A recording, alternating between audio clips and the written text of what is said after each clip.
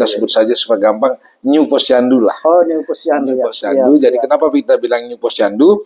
Karena Posyandu tidak hanya melayani kesehatan, tetapi juga dia Posyandu ini juga melayani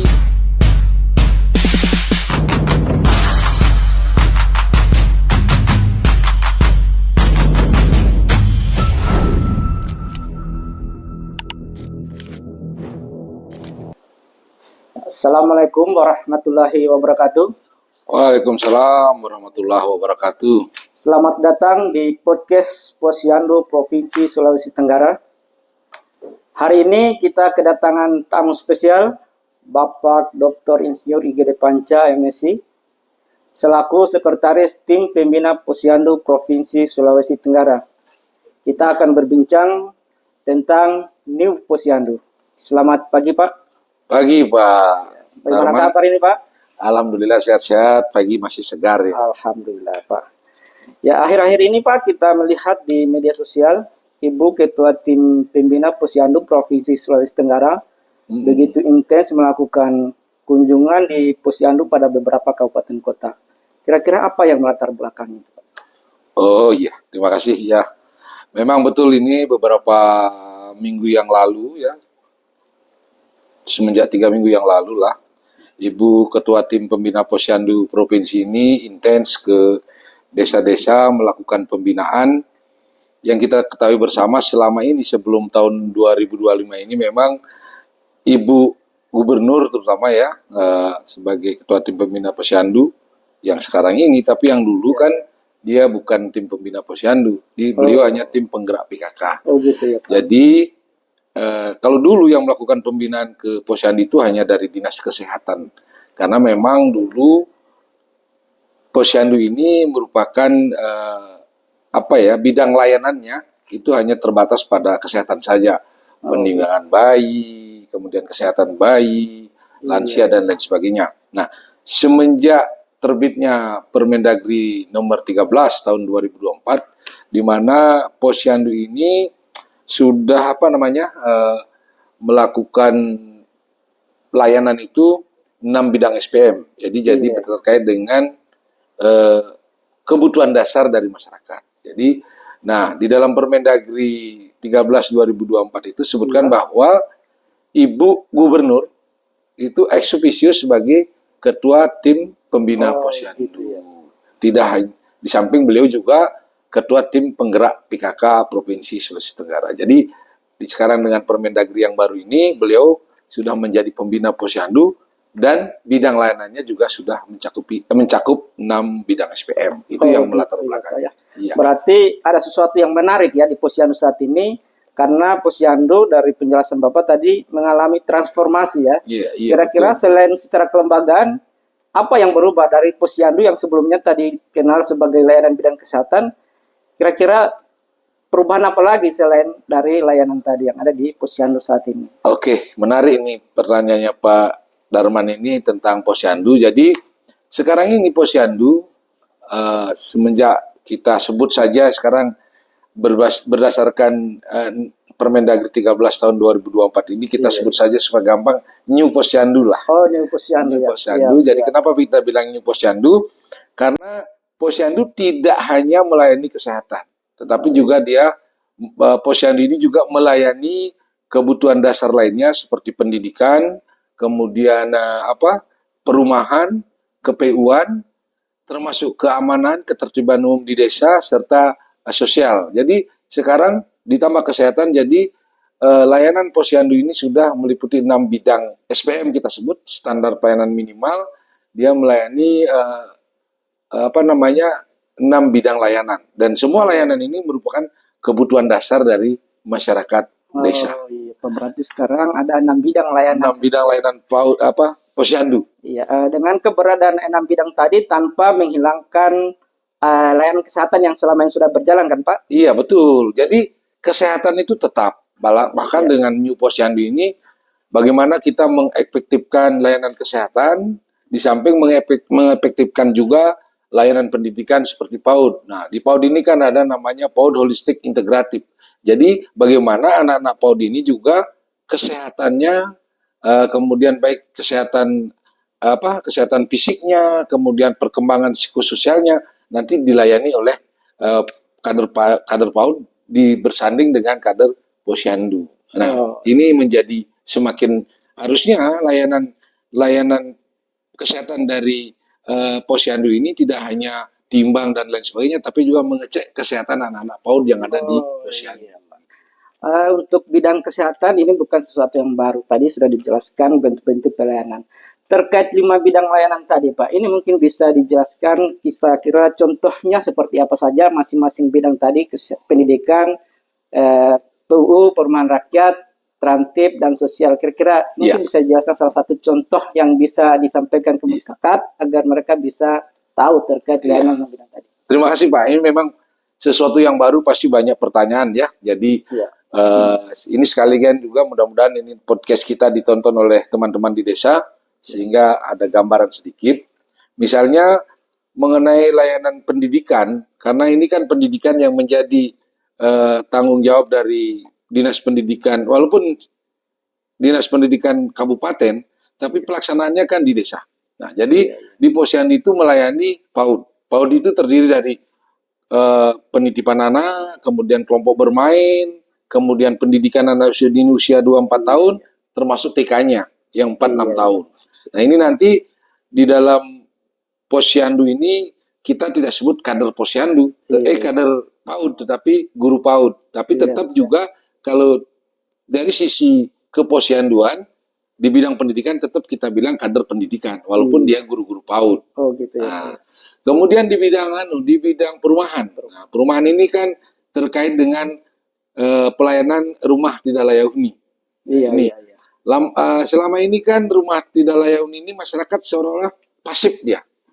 Nah, jadi nanti datang dinas ke perumahan, ke desa, kemudian dicek. Jadi ini kan sangat terbatas dengan jumlah desa yang banyak, kemudian staf di perumahan ini sedikit. Ini kan punya keterbatasan untuk mendata di lapangan. Keterbatasan informasi juga. Keterbatasan informasi. Nah, dengan adanya kader Posyandu bidang perumahan, kita harapkan kader-kader ini melakukan pendataan rumah-rumah yang tidak layak huni, kemudian baik itu rumahnya maupun sanitasinya seperti jamban. Dia melakukan pendataan, kemudian dia verifikasi ke lapangan. Nanti setelah itu dilaporkan kepada Pak Desa. Pak Desa melakukan verifikasi ke lapangan tentang kondisi real sesuai dengan laporan. Kemudian kalau sudah fix, artinya sudah tepat itu laporan, dia bisa kumpulkan, dia sampaikan ke Pak Desa ngajukan ke kecamatan atau langsung ke kabupaten untuk memastikan bahwa jumlah rumah tidak layak huni ini jumlahnya berapa. Nah, jadi sebenarnya dengan kehadiran Posyandu ini juga sekaligus membantu dinas-dinas terkait, OPD terkait di kabupaten maupun di provinsi untuk melakukan intervensi kepada masyarakat desa yang membutuhkan bantuan dari pemerintah. Jadi yang membutuhkan kehadiran pemerintah. Demikian juga sama halnya dengan KPU-an, misalnya ada jalan-jalan rusak, akses dan lain sebagainya. Nah, ini dia bisa melaporkan. Nah, nanti kalau akses jalan di desa itu merupakan kewenangan kabupaten, dia melaporkan kabupaten. Gang-gang itu kan merupakan kewenangan kabupaten. Tapi tidak tertutup kemungkinan juga ada di desa-desa tertentu itu jalannya kewenangan provinsi. Betul Pak, karena banyak di desa. Nanti bisa difasilitasi, dilaporkan ke kabupaten, ke dinas KPU kabupaten, dinas kabupaten. Jalan itu karena kewenangan provinsi, beliau yang menindaklanjuti ke provinsi. Dan demikian juga Trantibum. Trantibum juga ini kan terkait dengan keterentaman dan ketertiban umum di desa. Jadi bagaimana kader-kader Posyandu ini mungkin tidak mendata keributan, tapi bagaimana mencegah melakukan pembinaan bahwa tidak boleh melanggar ketertiban umum, tidak ribut. Nah, ini supaya mengantisipasi keributan. Dan juga di Trantibum ini juga kan terkait dengan kebakaran misalnya. Nah, ini bagaimana masyarakat desa bisa mengantisipasi itu, mitigasi bencana, sehingga nanti dari Posyandu, dari pemerintah kabupaten terutama Kasatpol PP, dia bisa memberikan seperti APAR, alat pemadam kebakaran sederhana itu, kemudian peralatan-peralatan lain untuk mencegah terjadinya yang mengganggu ketertiban dan ketentraman Di desa, di desa. Nah, terkait dengan sosial. sosial ini kan terkait dengan perlindungan dan jaminan sosial kepada masyarakat, termasuk di situ juga pendataan misalnya berapa masyarakat miskin, miskin ekstrim. Iya, Nah, ini terkait dengan BLT misalnya. Nah, ini bisa kader-kader Posyandu membantu dinas sosial untuk memastikan bahwa bantuan yang akan diberikan selain dana desa ya, Iya, iya. bantuan yang ada dari pemerintah kabupaten maupun provinsi kalau ada bantuan untuk BLT, Iya. nah, ini bisa disalurkan kepada orang yang tepat. Iya, iya. Nah, jadi kesimpulannya itu dengan adanya kader-kader ini kita harapkan data itu benar-benar data real di lapangan yang dilakukan oleh para kader Posyandu terkait dengan kebutuhan-kebutuhan dasar masyarakat di setiap desa. Baik Pak, jadi Ya. tadi sudah dijelaskan beberapa contoh permasalahan yang dapat disampaikan pada pelayanan dalam bidang SPM Pak ya. Ya. Ini mungkin juga penting untuk diketahui oleh masyarakat. Kira-kira bagaimana prosedurnya atau mungkin ada syarat-syarat tertentu yang harus dipenuhi oleh masyarakat ketika menyampaikan aduan atas apa yang terjadi di sekitarnya untuk disampaikan ke Posyandu seperti yang Bapak jelaskan tadi untuk kemudian ditindaklanjuti oleh pemerintah desa. Jadi memang syarat-syarat khususnya sih tidak ada ya, tetapi yang jelas syaratnya itu apa yang dilaporkan oleh kader Posyandu untuk memastikan bahwa data itu real, makanya Pak Desa dengan aparatur dapat melakukan verifikasi ke lapangan. Ini nanti kita harapkan nanti di setiap Posyandu ada SOP. Baik. SOP misalnya untuk bidang kesehatan, bagaimana SOP-nya, kan selama ini Posyandu ada sampai 4-5 langkah itu. Iya, Nah, iya. nanti di setiap Posyandu kita bikinkan sejenis SOP banner gitu ya, yang bisa dibaca setiap saat. Demikian juga layanan Posyandu terhadap pendidikan misalnya.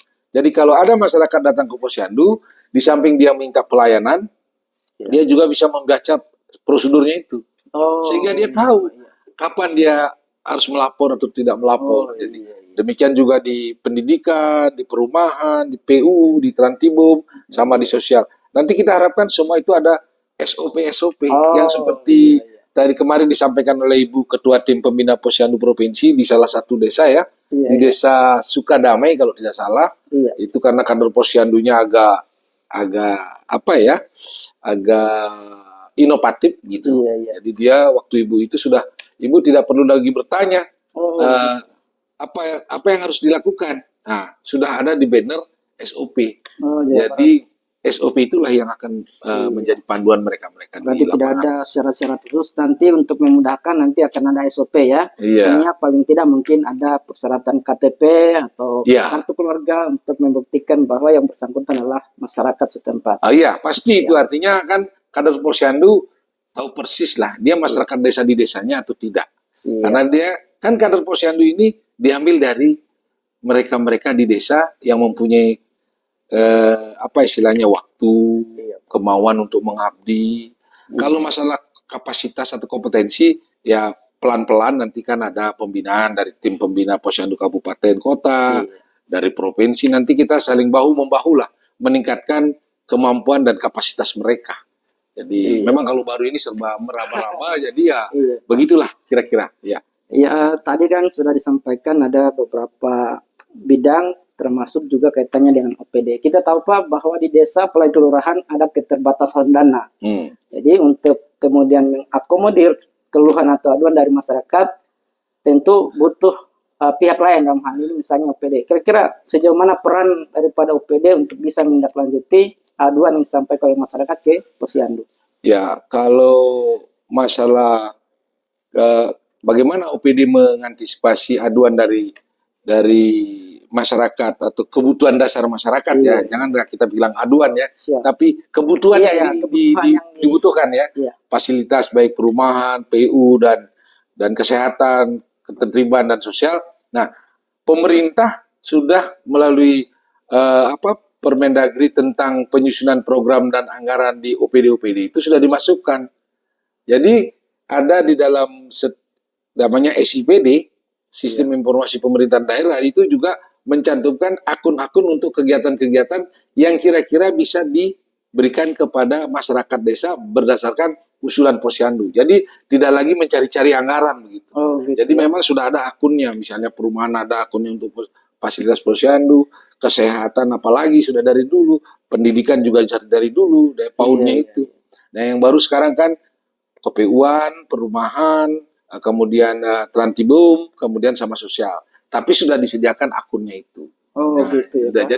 Jadi sudah oleh oleh Kementerian Dalam Negeri ketika dia menerbitkan Permen 13 ini diikuti dengan petunjuk operasional perencanaan program dan anggaran di setiap pemerintahan daerah. Jadi ada nyangkok nanti akan ketemu ini. Iya ya. Nah, kalau berkaitan dengan kader misalnya masalah honor dan lain sebagainya tentu sebagai ucapan terima kasih pemerintah ini disesuaikan dengan kemampuan APBD.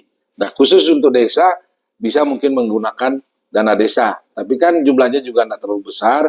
Kalau nanti APBD kabupaten kota punya slot lebih, mungkin bisa disalurkan ke sini. Mengenai besarannya disesuaikan dengan kemampuan pemerintah daerah kabupaten kota masing-masing. Nah, ini dan ini juga oleh karena itu kader itu mungkin untuk sementara karena baru mulai kemampuan kapasitas fiskal daerah juga belum begitu kuat, mungkin tidak, artinya setiap bidang SPM itu harus dibatasi dulu kadernya. Tapi kalau mau juga tanpa honor ya disilahkan. Dengan demikian berarti Pak ini butuh komitmen ya, harus ada sinergi lintas sektor baik itu di tingkat provinsi, kabupaten, kecamatan bahkan sampai di desa agar pelayanan atau implementasi posyandu tadi bisa optimal Pak ya. Iya betul. Jadi memang karena ini kan pelayanan kepada masyarakat ya. Jadi kembali lagi pada komitmen para pemimpin kita di daerah, misalnya kalau di provinsi kita yakin kan, aku yakin karena Ibu Ketua Tim Pembina Posyandu dengan kemampuan yang ada, beliau sering setiap kunjungan ada bantuan, fasilitas, kemudian di samping memberikan pembinaan bagaimana mengelola posyandu dengan 6 bidang SPM ini, Ibu Ketua Tim juga memberikan bantuan seperti kemarin ada untuk perumahan, untuk pertama kali, ini kan baru pertama ya, tahun pertama pemberian jamban sehat, kemudian ada juga sedikit untuk API untuk pendidikan, kemudian alat-alat untuk kesehatan, dan juga ada juga untuk masyarakat bagi mereka yang yang butuh bantuan istilahnya ya miskin ada juga diberikan bantuan tunai oleh Ibu Ketua Tim Pembina Posyandu. Nah kita harapkan nanti apa yang sudah dilakukan oleh Ibu Ketua Tim Pembina Posyandu diikuti oleh para Ketua Tim Pembina Posyandu di kabupaten kota untuk menindaklanjuti. Kemudian kemarin juga di 2 kabupaten Konawe, Kolaka Timur juga beliau memberikan bantuan alat pemadam kebakaran sederhana, apar macam-macam. Jadi kemudian untuk linjang sosialnya ya, menjamin perlindungan dan jaminan sosial. Jaminan sosial ini kan termasuk pangan juga, itu masuk sosial. Beliau memberikan bantuan bibit dan lain sebagainya. Nah ini adalah tindakan-tindakan sebagai salah satu wujud komitmen Ibu Gubernur sebagai Ketua Tim Pembina Posyandu Provinsi untuk membuat posyandu ini benar-benar mampu memberikan pelayanan terhadap kebutuhan dasar masyarakat. Baik Pak. Tadi Bapak menyinggung soal regulasi yang mengatur tentang posyandu, yaitu Permendagri 13 tahun 2024 ya. Apakah regulasi ini telah tersosialisasikan pada 17 kabupaten kota yang ada Sulawesi Tenggara atau mungkin masih jajaran di Tim Pembina Posyandu Provinsi Sulawesi Tenggara Pak? Sebenarnya begini. Dulu waktu bulan Agustus itu memang Tim Pembina Posyandu Pusat, Ibu Kemendagri ini kan, tapi belum Ibu Gubernur yang Ketua Tim Pembina Posyandunya, sudah dilakukan sosialisasi tentang Permendagri 13 tahun 2024 tentang posyandu yang new brand ini. Jadi di sana waktu itu juga diundang semua kadis-kadis yang terkait, kadis pendidikan, PMD sebagai koordinator, kadis kesehatan, kadis PU, kemudian kadis perumahan, sosial, termasuk Satpol PP dari provinsi dan kabupaten kota. Sebenarnya untuk di level pimpinan sudah disosialisasikan, tapi memang waktu itu ada yang berkesempatan hadir, ada yang tidak berkesempatan hadir. Nah, kebetulan waktu itu saya hadir. Nah, sosialisasi ini juga tidak hanya dilakukan secara konvensional yang pertemuan, Iya. karena itu butuh biaya besar, toh. Iya, iya. Akhirnya dia gunakan, sekarang kan sudah ada medsos, ada TikTok, ada WhatsApp, ada Instagram, itu banyak lah. Seperti kita sekarang, kita Iya, gunakan Siap. channel apa Iya. namanya, channel podcast orasi Iya. desa ini untuk memberikan pemahaman tentang Permendagri 13 tahun 2024. Kita harapkan semua. Kemudian di samping itu juga dengan kunjungan-kunjungan Ibu Gubernur nanti, ini kan baru bulan pertama ini. Iya, iya. Insya Allah bulan berikutnya Ibu Gubernur akan terus berkunjung baik dalam rangka pembinaan Posyandu maupun PKK. Nah, itu akan diselipkan tentang apa itu Permendagri 13, apa itu Posyandu dengan 6 bidang SPM, terus kader-kadernya. Iya, Jadi ini Pak. nanti kita harapkan sambil sosialisasi, sambil memberikan peningkatan kapasitas kepada para pengelola Posyandu ini. Iya, baik Pak. Berarti secara umum sesungguhnya bahwa Permendagri 13 tadi sudah tersosialisasikan ya, tinggal bagaimana masing-masing kabupaten kota untuk kemudian ikut aktif untuk menindaklanjuti daripada Permendagri tadi. Iya. Selanjutnya Pak, tadi kan Bapak selaku Sekretaris Tim Pembina Posyandu Provinsi Sulawesi Tenggara. Di samping tadi yang sudah dilakukan oleh Ketua Tim Pembina Posyandu Provinsi, apa saja yang sudah dilakukan oleh Tim Pembina Posyandu Sulawesi Tenggara atau mungkin yang akan dilakukan ke depannya untuk mendorong terwujudnya implementasi Posyandu 6 bidang di Posyandu yang ada di wilayah Sulawesi Tenggara. Oke. Pertama itu kan kalau sudah Permendagri sudah tersosialisasi, Ya. sekarang kan perlu juga ada dasar hukum. Iya. Bagi kalau Tim Pembina Posyandu Provinsi kan sudah ada. Iya. Ada surat keputusan gubernur tentang Tim Pembina Posyandu Provinsi yang anggotanya DPMD dan OPD-OPD terkait, termasuk juga ada juga dari PKK dilibatkan oleh Ibu Gubernur sebagai Ketua Tim Pembina Posyandu untuk terlibat di Posyandu, karena memang ada beberapa kegiatan-kegiatan di PKK ini terkait juga dengan apa yang ada di Posyandu. Jadi memang betul juga Ibu Ketua Tim Pembina Posyandu Provinsi ini Pak. Memasukkan teman-teman dari PKK. Ini sudah langkah strategis yang bagus. Kemudian yang kedua, Ibu Gubernur selalu mendorong teman-teman Ibu Ketua Tim Pembina Posyandu Kabupaten Kota agar mendorong Bapak Bupati dan Bapak Wali Kota atau Ibu Wali Kotanya menerbitkan SK yang sama dengan apa yang diterbitkan provinsi. Dengan diterbitkan itu berarti teman-teman Posyandu di kabupaten atau di kota itu ada dasar hukum dia melakukan program kegiatan, dan ada dasar hukum juga bagi setiap UPD untuk menyusun kegiatan, program dan anggaran yang bisa diberikan kepada masyarakat di desanya masing-masing atau di kelurahannya masing-masing untuk menyusun program. Sudah ada dasar, sehingga nanti akan pelan-pelan semua. Sekarang ini sudah ada kurang lebih 40-50% dari seluruh kabupaten kota yang ada di Sultra ini sudah ada SK-nya. Tapi ini kan perlu didorong terus. Sehingga ada dasar hukum yang jelas, legal aspeknya untuk menyusun program di OPD masing-masing. Oh iya Pak, berarti masih perlu didorong agar kemudian masing-masing kabupaten kota diawali dengan pembentukan tim pembina Posyandu, baik itu tingkat kabupaten, kecamatan sampai di tingkat desa, termasuk keputusan kepala desa tentang tim pembina maupun pengurus dan kader Posyandu, karena tentu mereka harus memperbarui Pak ya, karena ada perubahan dari Posyandu yang sebelumnya dengan new Posyandu sebagaimana Pak Panca tadi jelaskan. Iya, jadi kan nanti kalau sudah ada SK Gubernur, kecamatan, desa bisa menjadi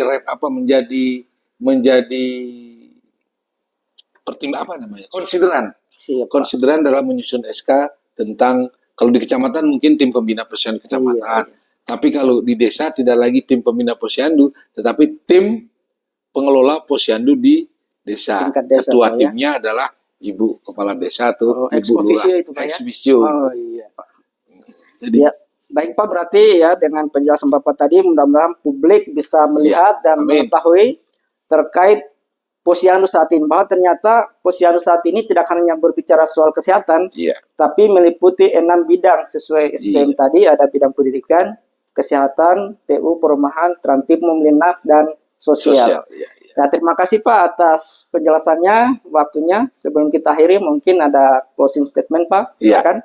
Terima kasih. Sebelum mengakhiri podcast kita hari ini, saya berharap teman-teman di kabupaten kota, tim pembina Posyandu di kabupaten kota segera melakukan langkah-langkah strategis untuk memastikan tim Posyandu di kecamatan terbentuk, kemudian pengelola atau pengurus Posyandu di desa juga terbentuk. Tentu saja ini tidak bisa secepatnya ya, tapi kita usahakan secepat mungkin. Butuh waktu, Pak. Butuh waktu sehingga Posyandu ini bisa berjalan dengan baik sesuai dengan apa yang dituntut oleh Permendagri 13 tahun 2024. Kemudian bagi para kader yang ada di desa, jangan menunggu pelatihan, pokoknya laksanakan. Nanti akan disebarkan tentang SOP bagi kader. Ikuti dulu itu sambil berjalannya waktu. Kalau nanti ada kegiatan program yang memungkinkan untuk melatih para kader sehingga beliau mampu melaksanakan tugas dengan baik, itu akan dilakukan baik dari pemerintah kabupaten kota maupun pemerintah provinsi. Saya kira itu. Terima kasih. Baik, sekali lagi terima kasih Pak atas penjelasannya. Uraian materinya tadi sangat jelas, mudah-mudahan bisa bermanfaat khususnya bagi tim pembina Posyandu yang ada di tingkat kabupaten, kecamatan sampai di tingkat desa, sehingga implementasi Posyandu 6 bidang tadi bisa terwujud demi daerah Sulawesi Tenggara yang aman, sejahtera dan religius. Amin, Terima kasih Pak. Yuk. Terima kasih. Sampai ketemu lagi. Iya. Oke.